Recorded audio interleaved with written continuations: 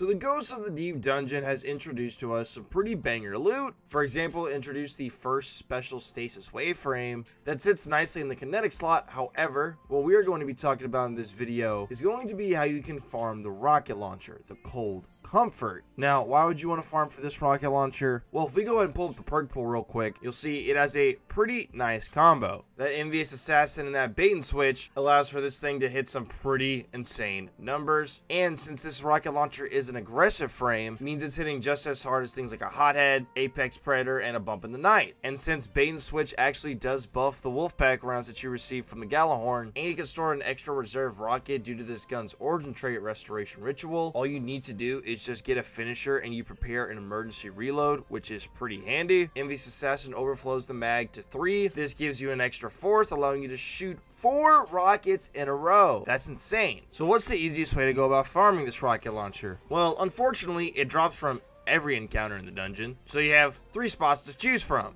Obviously, you're not going to do the first encounter. No way. And the final boss can be a little bit inconsistent to one phase for a lot of people. So we're going to go hit up our boy Ekthar. The reason why we're going to hit up our boy Ekthar is speed and efficiency. This boss can be consistently one phased by our good old friend, the Legend of Akria's shotgun. As we all know, this Arc Behemoth sits in the heavy slot, and a little bit of time ago, they made it to where this gun's catalyst actually gives it trench barrel, which is insane for this gun, and that is going to be very important in order for you guys to consistently pull off the one phase, as trench barrel is going to give you 50% extra damage for 3 shots whenever you melee a target, and that's going to buff the actual arc blast that the Akrias does as well, along with its actual shotgun pellets itself. So for your fireteam composition, I highly recommend bringing 2 hunters and 1 warlock. You obviously have 1 hunter to be on a deadfall tether, along with supplying other debuffs throughout the damage phase to make sure the boss is always at least weakened, and of course tethered for the first part of the damage phase. Second hunter can go ahead and slap on that good old Arc Gathering Storm, Star Eater Scales, and just yeet that lightning pole right when the damage phase starts and right when the Shield Knight goes down. And of course your Warlock's going to be rocking a well